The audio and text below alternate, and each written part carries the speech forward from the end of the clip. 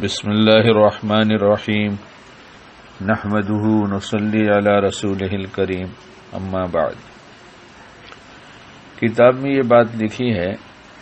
کہ حضور اکرم صلی اللہ علیہ وسلم نے ارشاد فرمایا، اپنے رب کی رحمت سے گمراہ لوگ ہی مایوس ہوتے ہیں، اور اللہ کی رحمت سے نا امید ہونا، یہ تو اور دوسری جگہ بھی لکھا ہوا ہے کہ اللہ کی رحمت سے مایوس ہو جانا کفر ہے،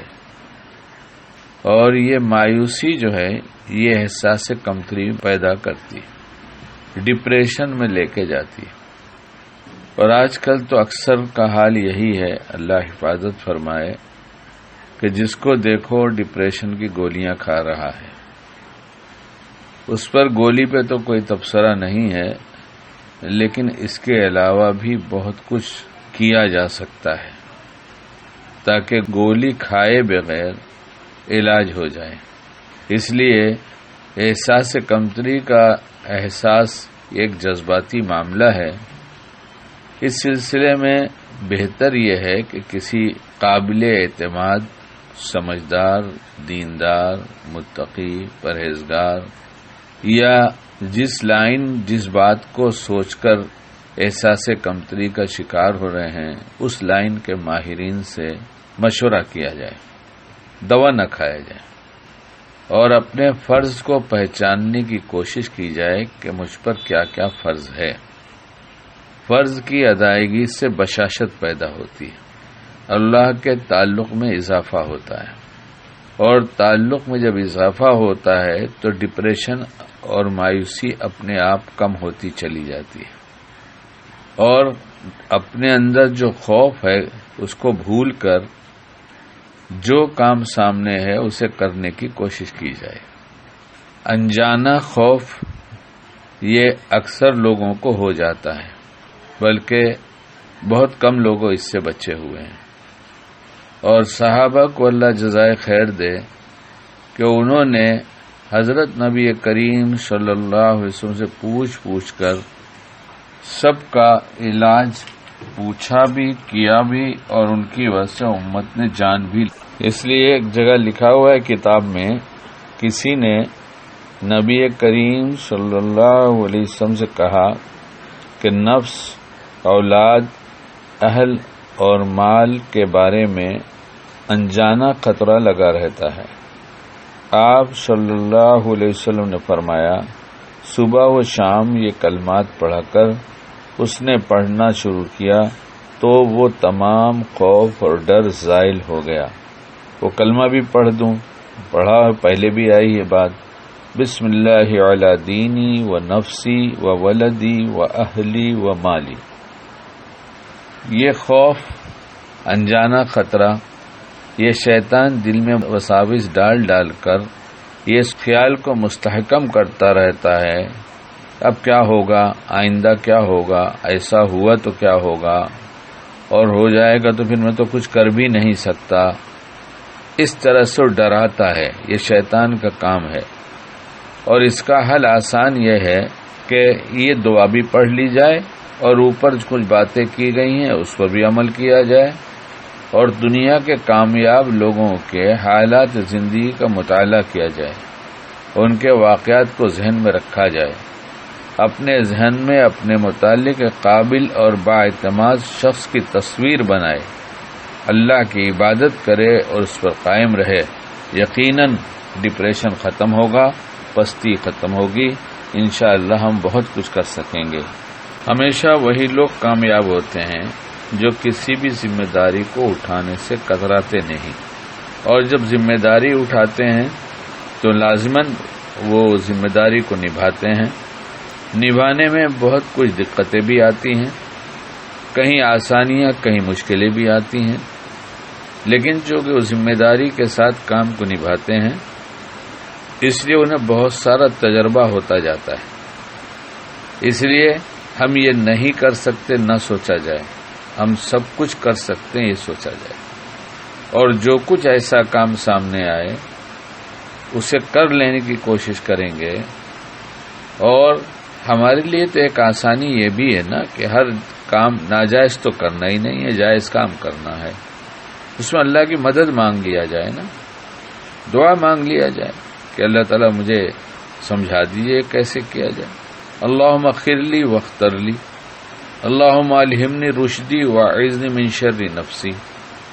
ایسی دعائیں جس میں اللہ تعالیٰ ہماری طرف متوجہ ہو جائیں اور ان سے کہا جائے آپ میرے دل میں ڈال دیجئے ہدایت ایسی کہ اس کام میں کو کیسے کیا جائے۔ تو اللہ کو پکارنے والا کبھی ناکام نہیں ہوتا، اس لیے کہ وہاں سے وعدہ ہے کو پکارو ہم دیں گے، اور ہماری جس وقت کی جو ضرورت ہے اور واقعی ضرورت ہے وہ تو اللہ پوری کرتا ہی ہے، بغیر مانگے جب پوری کرتا ہے تو مانگنے سے پوری کیوں نہیں کرے گا؟ اس لیے یہ پریشان ہونا کہ ہم کیسے کریں گے، یہ نہیں، ہم کر سکتے ہیں، ہم سب کچھ کر سکتے ہیں،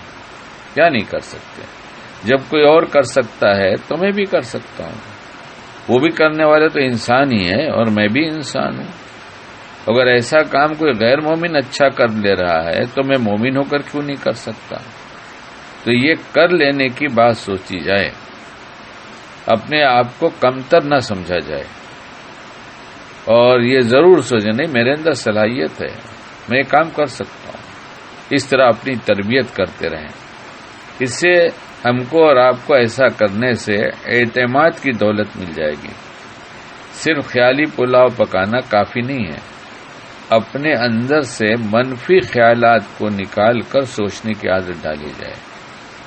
یہ کیسے ہوگا، یہ نہیں ہو سکتا، یہ منفی خیالات کو نکالا جائے، ہو سکتا ہے، ضرور ہوگا، کیوں نہیں ہو سکتا؟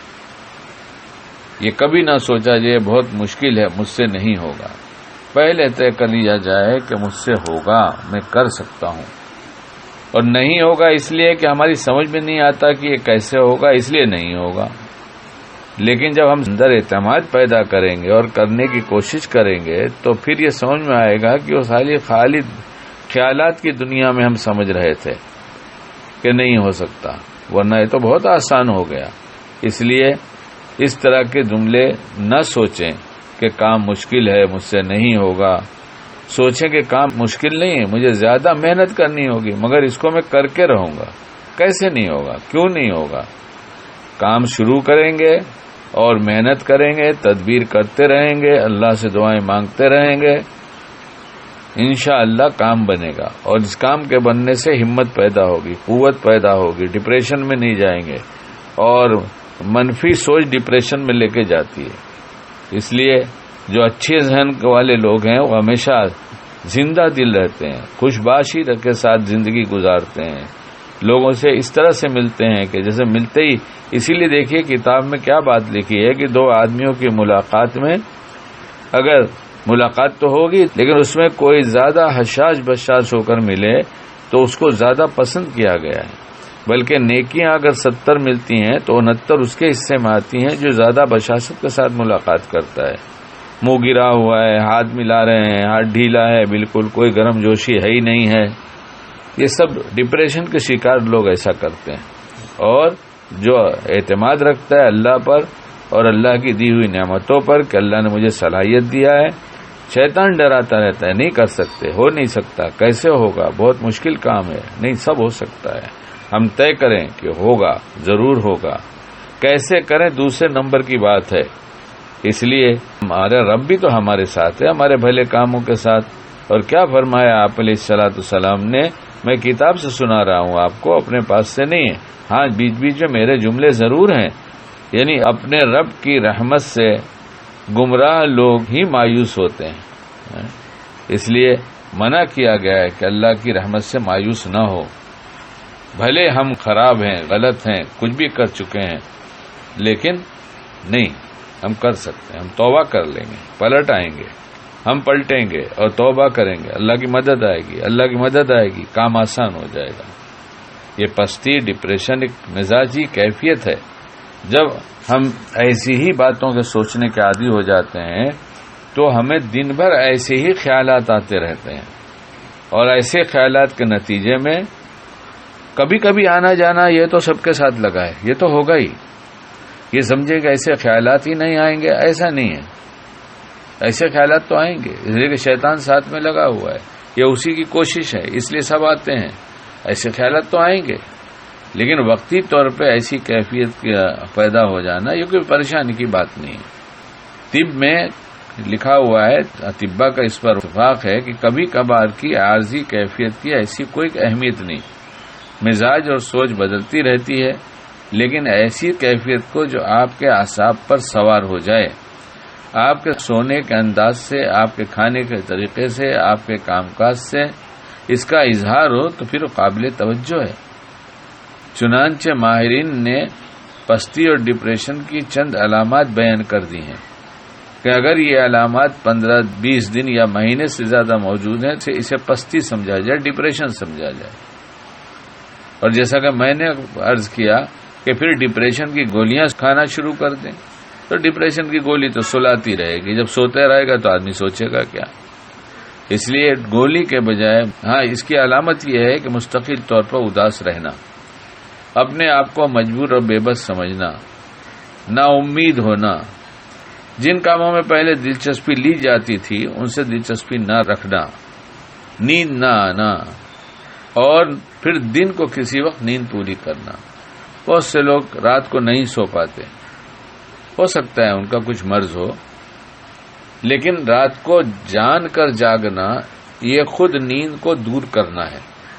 کیوں نیند جو ہے اپنے وقت پر ضرور آتی ہے۔ اب جب کوئی آئے دروازے پر اور دروازہ کھٹکھٹاتا رہے اور ہم دروازہ نہ کھولیں تو ظاہر ہے کہ واپس چلا جائے گا۔ ایسی نیند کے وقت تو نیند آتی ہے، لیکن جب اس کے ٹالنے کے عادی ہو گئے دھیرے دھیرے تو پھر نیند چلی جاتی ہے۔ یا ٹال کر دیر میں سونا اور پھر اس کے بعد فجر کے بعد سو کر اپنی نیند کو پوری کرنا۔ ہم سمجھتے ہیں کہ ہم سو لیے، دن میں نیند پوری ہو گئی، پھر اس کے بعد جاگ گئے، کچھ کام کر لیے۔ نہیں، ہمیں پتہ نہیں کہ اعصاب اللہ نے بنایا اس طرح سے، جسم اس طرح کا بنایا ہے کہ دن بھر کی تمام تھکان کو رات میں اللہ تعالیٰ جب نیند میں بندہ سو جاتا ہے تو اس کی ریپیئرنگ کرتے ہیں۔ جسمانی سسٹم ایسا بنایا ہے کہ اپنے آپ سب چیزیں ریپیئر ہوتی چلی جاتی ہے۔ جن جن کاموں کو کرنے کے لیے بدن کے جس حصے کا استعمال ہوا، اندر کے ہارمونز اور جو چیزیں جس کے مختلف نام ہیں وہ استعمال ہوئے، تو وہ سب رات کو جب نیند پوری ہوتی ہے تو اس میں سب پورے ہو جاتے ہیں۔ اس لیے نیند کے بارے میں جب نیند نہ آئے تو کسی اچھے طبیب سے، کسی اچھے حکیم سے، کسی ماہر ڈاکٹر سے وہ گولیاں جو نقصان پہنچاتی ہیں وہ تو کھائی نہ جائیں۔ جس پیتھی میں نقصان نہیں ہے اس پیتھی کی گولیاں کھائی جائیں۔ اس کی وضاحت مجھے کرنے کی ضرورت نہیں ہے۔ اور گولیوں سے اور دواؤں سے سب سے اچھا انتظام تو اللہ نے قدرتی کھانے پہ رکھا ہے۔ جن چیزوں سے خشکی پیدا ہوتی ہے، نیند آئے اور نہ سونے سے خشکی پیدا ہوتی ہے، مثلا چائے کا بہت استعمال، کافی کا استعمال، ایسی گرم چیزوں کا استعمال جو خشکی پیدا کرتی ہے، اس کی جگہ کسی اچھے حکیم سے مشورہ کر کے اپنا مزاج بتا کر جس سے خشکی پیدا نہ ہو ایسی غذا کا استعمال کرنا۔ یہ سارے گرم مسالے ہیں، کھانے کا ٹیسٹ بڑھانے کے لیے جتنا چاہے استعمال کرتے رہیں، ایسا نہیں ہے میرے بھائی، ایسا نہیں ہے۔ صحت مقدم ہونی چاہیے، صحت پر سب کچھ ہے۔ تندرستی 1000 نعمت ہے، تندرستی ایک نعمت نہیں بتائے گی، تندرستی 1000 نعمت ہے۔